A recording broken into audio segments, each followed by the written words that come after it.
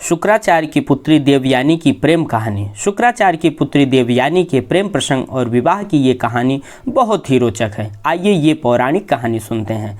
प्राचीन काल में देवताओं और राक्षसों के कई युद्ध हुए। इन युद्धों में कभी देवता जीतते और कभी राक्षस। लेकिन एक समय ऐसा आया कि राक्षसों की शक्ति तेजी से बढ़ने लगी। इसका कारण था मृत संजीवनी विद्या। राक्षसों के गुरु शुक्राचार्य को भगवान शिव के आशीर्वाद से मृत संजीवनी विद्या का ज्ञान मिल गया था। अब युद्ध में जो राक्षस मर जाते, शुक्राचार्य उन्हें फिर से जीवित कर देते। देवताओं के लिए यह बड़ी समस्या बन गई। क्या उपाय किया जाए? देवताओं के गुरु बृहस्पति भी इस विद्या से अनजान थे। देवगुरु बृहस्पति को एक उपाय सूझा। उन्होंने अपने पुत्र कच्छ से कहा कि वो जाकर गुरु शुक्राचार्य का शिष्य बन जाए और मृत संजीवनी विद्या सीखने का प्रयास करे। बृहस्पति जानते थे कि यह कार्य इतना आसान नहीं होगा। उन्होंने अपने पुत्र कच्छ से कहा कि अगर वो किसी प्रकार शुक्राचार्य की सुंदर पुत्री देवयानी को प्रभावित या आकर्षित कर लेता है तो संभवतः काम आसान हो जाए। कच्छ और देवयानी। कच्छ जाकर गुरु शुक्राचार्य का शिष्य बन गया। कच्छ एक तेजस्वी युवक था। देवयानी कच्छ को मन ही मन चाहने लगी, पर यह बात उसने किसी से कही नहीं। इसी बीच राक्षसों को यह बात पता चल गई कि देवताओं के गुरु का पुत्र कच्छ शुक्राचार्य से शिक्षा ले रहा है। राक्षस समझ गए कि कच्छ का उद्देश्य तो मृत संजीवनी विद्या का ज्ञान पाना है। राक्षसों ने निर्णय लिया कि कच्छ का जीवित रहना विनाशकारी हो सकता है, अतः वो चुपचाप कच्छ को मारने की योजना बनाने लगे। एक दिन राक्षसों ने कच्छ को पकड़कर उसका वध कर दिया। देवयानी ने जब यह जाना तो उसने रो रो कर पिता से कच्छ को पुनर्जीवित करने की याचना की। शुक्राचार्य देवयानी का कच्छ के प्रति प्रेम समझ गए। हार कर उन्होंने कच्छ को जीवित कर दिया।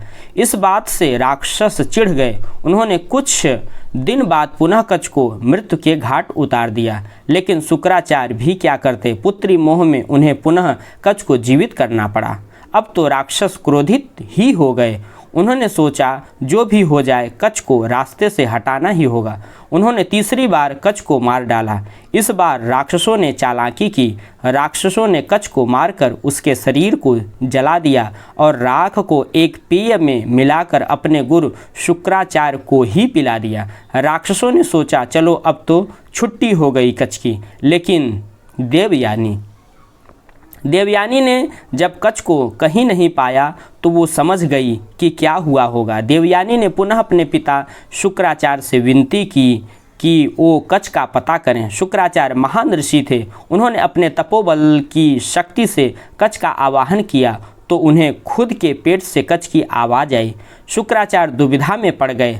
अगर वो कच्छ को जीवित करते हैं तो वो स्वयं मर जाएंगे। अतः उन्होंने कच्छ की आत्मा को मृत संजीवनी का ज्ञान दे दिया। कच्छ अपने गुरु शुक्राचार्य का पेट फाड़कर बाहर आ गया और शुक्राचार्य मर गए। कच्छ ने मृत संजीवनी विद्या का प्रयोग किया और गुरु शुक्राचार्य को जीवित कर दिया। देवयानी और कच्छ ने शुक्राचार्य को जीवित करके शिष्य के धर्म को निभाया। अतः शुक्राचार्य ने कच्छ को आशीर्वाद दिया। देवयानी कच्छ को देखकर अत्यंत प्रसन्न हुई और उसने कच्छ से विवाह करने की इच्छा जताई। जवाब में कच्छ ने सत्य का उद्घाटन किया कि यहाँ आने का उद्देश्य मृत संजीवनी विद्या पाना था, जो पूरा हो चुका। अब वो वापस देवलोक जा रहा है। इसके साथ ही कच्छ ने यह भी कहा कि चूंकि वो शुक्राचार्य के पेट से निकला है, अतः शुक्राचार्य उसके पिता समान हुए। इस प्रकार देवयानी कच्छ की बहन हुई, इसलिए वो अपनी बहन से शादी कैसे कर सकता है। देवयानी को इस बात से गहरा आघात पहुंचा। क्रोध और शोक में देवयानी ने कच्छ को शाप दिया कि वो कभी भी मृत संजीवनी विद्या का प्रयोग नहीं कर पाएगा। कच्छ इस बात से चकित रह गया। चिढ़कर उसने भी देवयानी को शाप दिया कि वो जिस भी व्यक्ति से विवाह करेगी उसका चरित्र अच्छा नहीं होगा। शर्मिष्ठा और देवयानी। कच्छ के चले जाने के बाद देवयानी व्यथित मन से जीवन व्यतीत करने लगी। एक दिन देवयानी राजकुमारी शर्मिष्ठा के साथ वन में स्नान करने गई। राजकुमारी शर्मिष्ठा असुर राजा वृषपर्वा की पुत्री थी। राजा वृषपर्वा गुरु शुक्राचार्य का बहुत सम्मान करते थे और उन्हें मुख्य सलाहकार नियुक्त किए थे। इसी कारण देवयानी और शर्मिष्ठा में पहचान और दोस्ती थी। जब लड़कियां स्नान कर रही थी तो जोर की हवा चली, जिससे नदी के बाहर रखे उनके सूखे कपड़े इधर उधर बिखरने लगे। जब देवयानी ने नदी से बाहर आकर कपड़े पहने तो गलती से उसने शर्मिष्ठा के वस्त्र पहन लिए। हवा की वजह से सब कपड़े आपस में मिल गए थे, अतः देवयानी से यह भूल हो गई। शर्मिष्ठा ने जब यह देखा कि देवयानी ने उसके वस्त्र पहन लिए तो उसने चिढ़कर कहा, राजकुमारी के कपड़े पहनने से तुम राजकुमारी नहीं बन पाओगी। तुम्हारे पिता मेरे पिता के सेवक ही हैं, तो तुम भी सेविका ही हो। देवयानी एक अति सुंदर युवती थी। राजकुमारी के वस्त्र पहनने से उसकी सुंदरता और भी बढ़ गई थी। शर्मिष्ठा भी रूपवती थी, पर उसे देवयानी से स्त्री स्वभाववश जलन हुई। स्नान करके लौटते समय गुस्से और जलन से भरी शर्मिष्ठा ने देवयानी को एक सूखे कुएं में धकेल दिया और अपनी दासियों के साथ वापस नगर आ गई।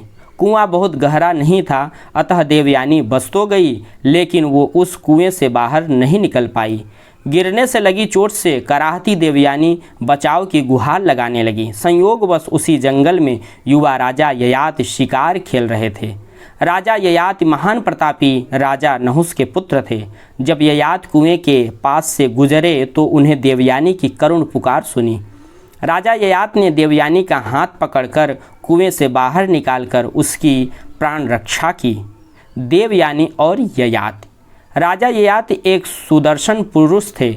उनके सुंदर व्यक्तित्व से देवयानी प्रभावित होकर बोली, आपने मेरा हाथ पकड़ा ही है तो अब छोड़िए नहीं, आप मुझे पत्नी रूप में स्वीकार कीजिए। ययाति भी देवयानी के रूप यौवन पर मुग्ध थे। जब उन्हें पता चला कि देवयानी गुरु शुक्राचार्य की पुत्री है तो वो असमंजस में पड़ गए। ययाति ने देवयानी से कहा कि यद्यपि वो देवयानी से विवाह करना चाहते हैं, पर गुरु शुक्राचार्य को यह संबंध स्वीकार नहीं होगा, अतः मैं यह विवाह करने में असमर्थ हूँ। यह कहकर दुखी मन से राजा ययाति ने देवयानी से विदा ली। जीवन में पुनः दूसरी बार देवयानी का तिरस्कार हुआ। अपमान, दुख, शोक के सागर में डूबी देवयानी वहीं कुएं के पास बैठकर रोने लगी। उधर जब शाम ढले देवयानी जंगल से वापस नहीं आई तो शुक्राचार्य को चिंता हुई। शुक्राचार्य देवयानी को खोजने निकल पड़े। वन में जब उन्हें देवयानी मिली तो उसकी हालत देखकर उन्हें बहुत दुख हुआ। देवयानी के कपड़े गंदे, शरीर में चोट लगी और सुंदर मुख अश्रुओं में डूबा हुआ था। अपने प्रिय पुत्री की यह दशा देखकर शुक्राचार्य बहुत दुखी हुए। उन्होंने देवयानी से पूछा कि उसकी इस दयनीय स्थिति के लिए कौन उत्तरदायी है। देवयानी ने राजकुमारी शर्मिष्ठा की बात बताई और कहा कि राजकुमारी ने मुझे एक सेवक की पुत्री कहा और मेरा अपमान किया। मैं यहाँ से तब तक नहीं हिलूंगी जब तक राजकुमारी शर्मिष्ठा मेरी दासी नहीं बन जाती। यह एक अवांछित इच्छा थी, पर गुरु शुक्राचार्य इस स्थिति में अपनी प्रिय पुत्री को न कैसे कहते।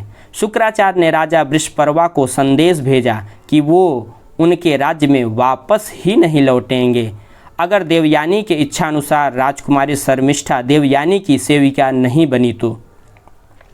राजा वृषपर्वा यह बात जानते थे कि गुरु शुक्राचार्य के बिना असुरों का पतन निश्चित था।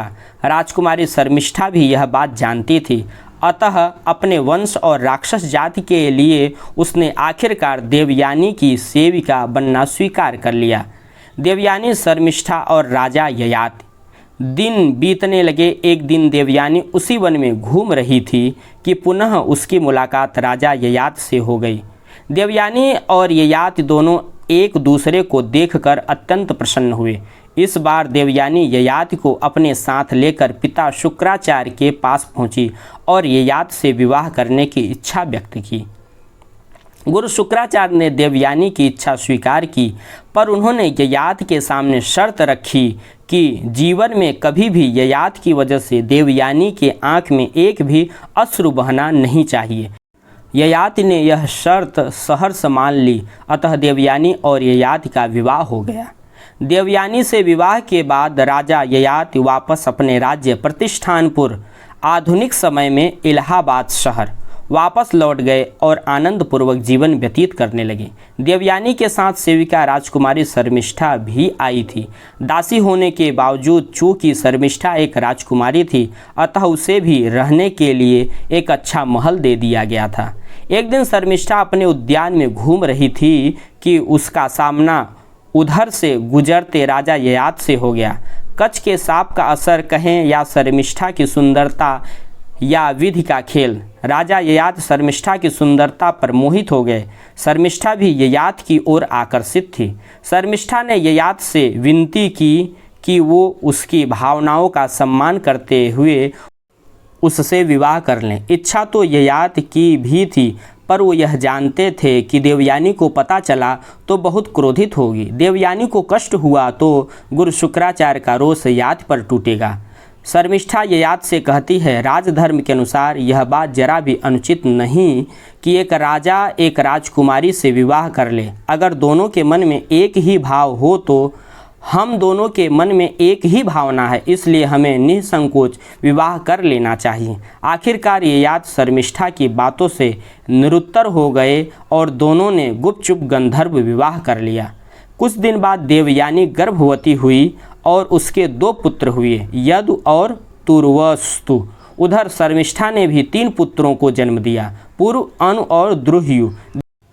देवयानी को जब पता चला कि शर्मिष्ठा के पुत्रों के पिता ययाति हैं तो उसने यह बात शुक्राचार्य से बताई। क्रोधित शुक्राचार्य ने राजा ययाति को शाप दे दिया कि वो तुरंत ही एक वृद्ध पुरुष बन जाए। शुक्राचार्य का ययाति को शाप। देवयानी ने जब देखा कि उसका युवा सुंदर पति अब एक कुरूप बूढ़ा व्यक्ति हो गया है तो उसे कष्ट हुआ। देवयानी ने पिता शुक्राचार्य से विनती की कि वो अपना शाप वापस ले लें। शुक्राचार्य बोले, मेरा शाप तो वापस नहीं हो सकता। हाँ, अगर ययाति का कोई पुत्र अपनी इच्छा से अपना यौवन ययाति को दे दे तो ययाति फिर से युवा हो जाएगा।